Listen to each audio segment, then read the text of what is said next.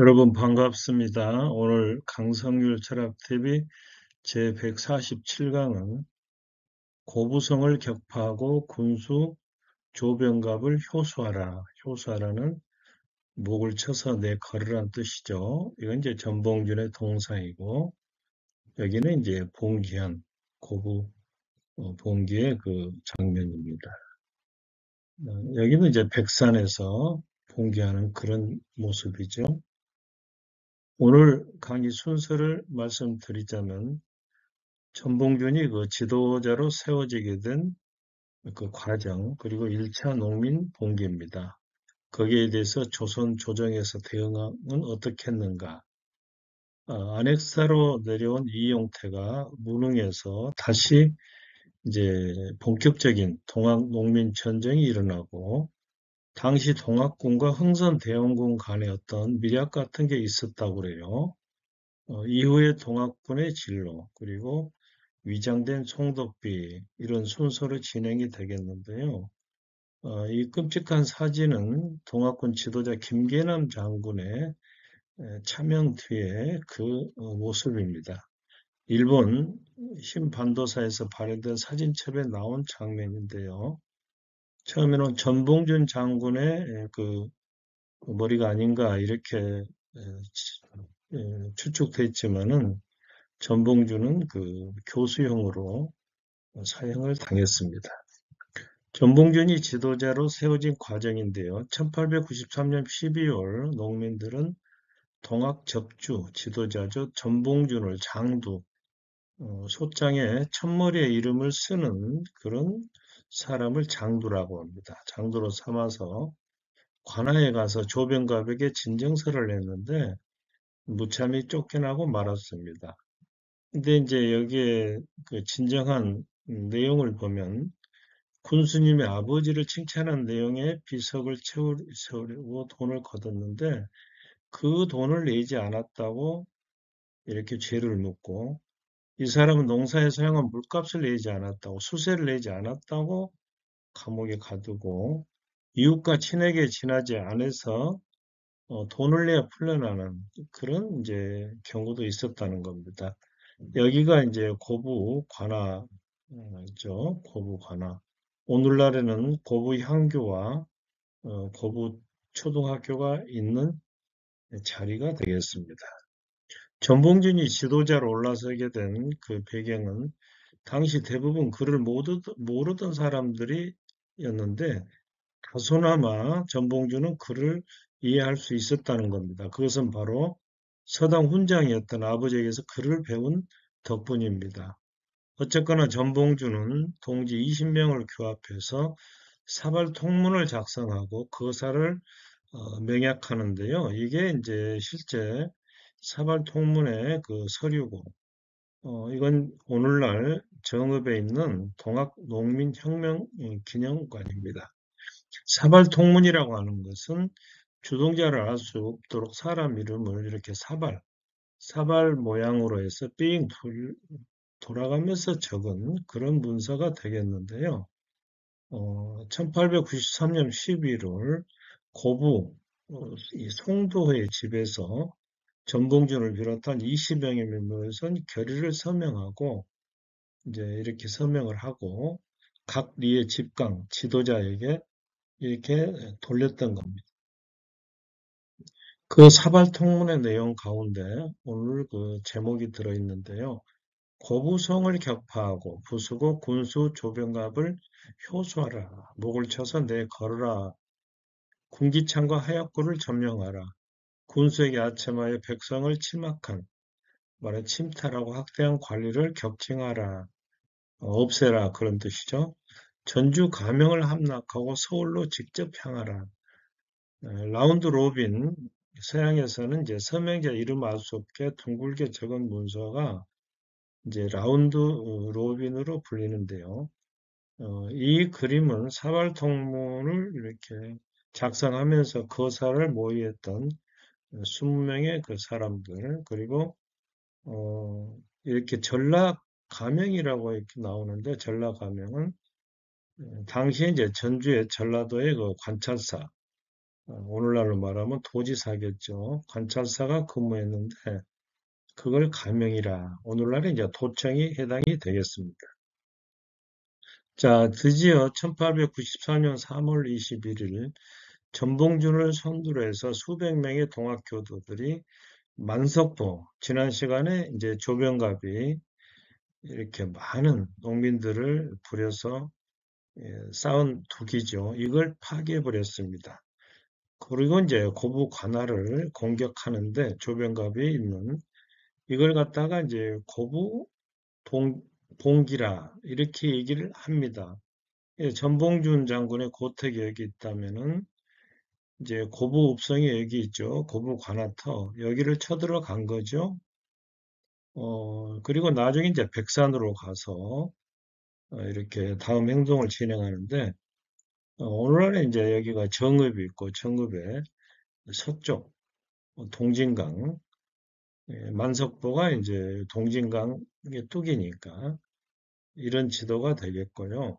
당시 이제 동학군의 대부분은 농민들이었고 이들은 칼과 창과 죽장을 들고 고부 북성 안으로 쳐들어갑니다. 총은 없었다는 거죠. 그러자 군수 조병갑은 주랭랑을 치고 전봉주는 관아의 무기를 뺏고 세금을 가난한 농민들에게 나누어 주었습니다. 그리고 부평 관리들을 체포하고 수탈에 앞장섰던 아전들, 그 구시라치들을 처단하고 불법으로 징수한 세곡, 말하자면 쌀을 탈취해서 가난한 사람들에게 나누어 준 겁니다. 녹두꽃, 난내 난내, 난리가 났네. 이런 말하자면 이제 봉기가 일어난 겁니다. 그러나 전봉주는 죄 없는 관리들까지 처벌하는 동학 농민군을 만류하고 천여 명의 동학 농민군을 이끌고 일어났는데 이걸 갖다가 이제 고부 밀란이다. 여기 지도를 보시면은 전봉준과 선화중이 여기에서 이제 고부 쳐들어가죠. 이 다음에 이제 백산 집회를 하고 영광 한평 전남도 일대를 돌고 다시 정읍으로 올라가서 나중에 이제 전주 성까지 들어가게 되는 겁니다. 이 무렵에 전봉준에 대한 신화도 생겨났는데 창과 칼을 맞지 않고 총구에서 물이 나오게 하는 재주가 있다. 이런 이제 과장된 소문도 퍼져나가게 된 겁니다. 그러자 조정에서는 조병갑 등 부패 무능한 관리들을 처벌하고 장흥부사였던 이용태를 안핵사라고 하는 것은 사건의 전말을 조사하고 그 백성들을 갖다 다독이라 이런 뜻인데 이용태를 안핵사로 삼았고 용안 현감이었던 박운명을 고부군수로 신임 발령을 내서 사태를 조사하도록 했는데요. 신임 군수는 죄송합니다. 탕과노리 처벌을 약속하고 고비 군민들을 안심시키면서 현명하게 대처를 했습니다. 이때 이제 농민들은 집으로 돌아가고 전봉준의 주력 부대는 조금 전에 말씀드린 이제 백산으로 이동을 하고 이렇게 주둔하고 있었는데 농민군은 이제 이용태 수습 방책을 듣고 그걸 믿고 자진 해산하게 됐습니다. 여기 보시면 이제 박원명 군수가 이렇게 조정에서 신상을 구명할 테니 당신들은 들어가서 성읍에 종사하시오. 이렇게 해서 이제 뭐 백성들이나 조정에 잘 처신을 한 겁니다. 여기에서 이제 백산이라고 하는 지명이 나오는데요. 부안군 백산면 용계리 높이는 47m밖에 되지 않는데 여기에서 이제 첫 주의소 호남창이 대장소가 설치가 됐는데 호남창이 대장소란 말은 농민군들이 그 전봉준을 총대장으로 추대한 총사령부다 그런 뜻입니다. 그래서 흰옷을 입은 농민들이 인산인해를 이루었다고 그래서 하얀 백자를 써서 백산이 되었다는 후문이 있습니다만은 또 다른 설로는 그 이전부터 그 지명이 사용되어 왔다. 지도로 보면은 여기가 되겠습니다. 자, 그러나 이용태 안핵사는 병을 빙자해서 한 달 동안이나 부임하지 않고 있다가 겨우 고부에 와서 봉기에 가담한 농민군과 동학군을 구금하고 가두고 약탈하고 방화를 일삼기 시작했습니다. 그리고 동학교도들을 도적으로 규정했는데요. 말하자면 동비, 동학과 비적의 합성어죠. 동비라 이렇게 불렀습니다.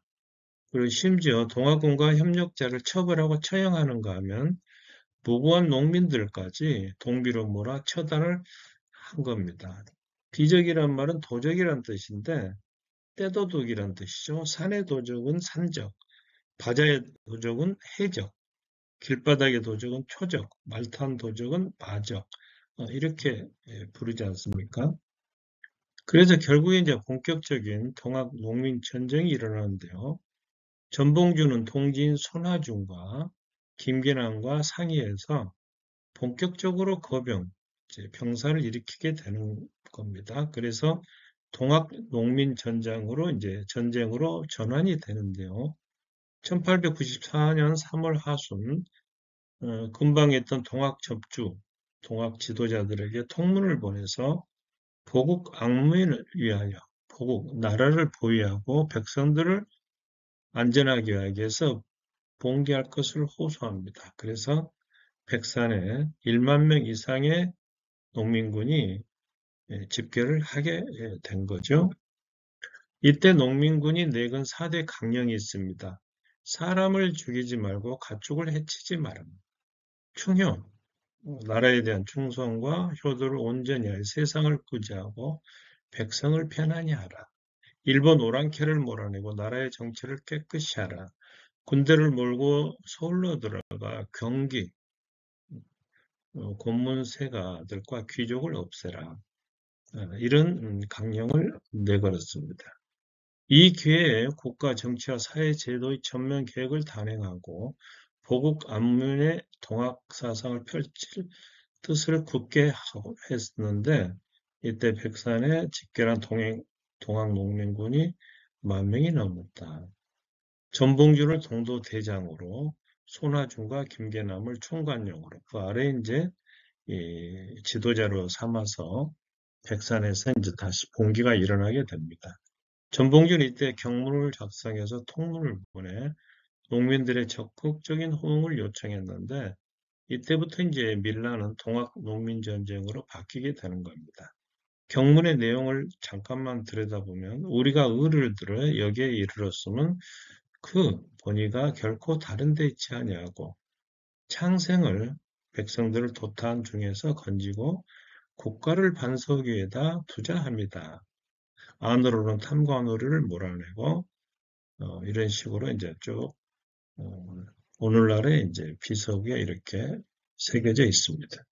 이때 동학군과 흥선대원군이 접촉했다고 알려져 있는데요.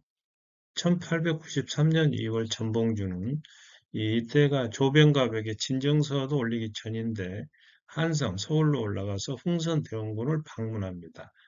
그리고 대원군 앞에서 내 뜻은 나라와 인민을 위하여 한번 죽고자 함입니다. 이렇게 하고 고부로 내려가서 흥선대원군이 우리를 도와줄 것을 약속했다.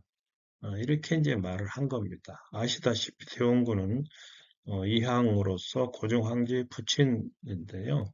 이때 이제 그 고종 황제와 대립돼 있었던 그런 상태였습니다. 그래서 이제 결국에 10,000명의 그 농민군도 사실은 흥선 대원군에게는 이제 고무된 이제 사건으로 받아들였겠죠. 대원군의 입장에서는 농민군들이 경복궁 앞에서 상소 운동을 벌이는 이 기회를 이용해서 고종을 대신해서 이준용은 대원군의 적자 장손이 되겠습니다. 원래 고종은 대원군의 둘째 아들이고 그 첫째가 이재명인데 그 이재명의 아들이 바로 이준용입니다. 그러니까 정통성이 그만큼 있다는 얘기죠. 고종 황제를 폐위시키고 이준용을 왕으로 추대하려 했던 대원군의 입장에서 동학군이 필요했을 거라 그런 얘기입니다. 전봉주는 대원군을 반신반의하면서도 명성황후 그리고 민씨 세력을 쫓아내기 위해서 손을 잡았다 그런 얘기입니다. 대원군 역시 명성황후의 제거를 위해서 무력 집단이 필요했을 거다. 전봉준뿐만 아니라 손아중도 대원군을 만나고 그의 서찰, 편지도 받았다고 합니다. 이후에 동학농민군은 일본군에 의해서 진압이 됩니다만은 대원군은 국왕, 왕의 생부라는 이유로, 친아버지라는 이유로 책임 추궁을 받지는 않았습니다. 이후에 동학군은 어떻게 됐을까요? 백산에 모인 10,000명의 이 동학군은 이후에 정읍, 태인, 김제 이렇게 돌아서 김제, 부안 등에서도 합세해서 결국에 이제 전주성 함락을 목표로 해서 금구 원평에다가 이제 진을 치게 되는 겁니다. 동학군의 구성은 대개 이제 농민이었고 동학교도는 실제로 그렇게 많지 않았다고 합니다. 농민군들은 탐과 노리를 없애고 조세 수탈, 세금 매겨서 뺏어가는 것 이러한 것을 좀 시정해달라. 그리고 균전사의 폐지를 촉구했는데 균전사는 농지 사무를 전담하기 위해서 파견된 관직인데 오히려 이 사람이 이제 지방 실정이 어두운 데다가 세금을 막 올려서 농민들에게는 공포의 대상이 됐다. 그래서 이제 폐지해 주기를 촉구했다는 겁니다.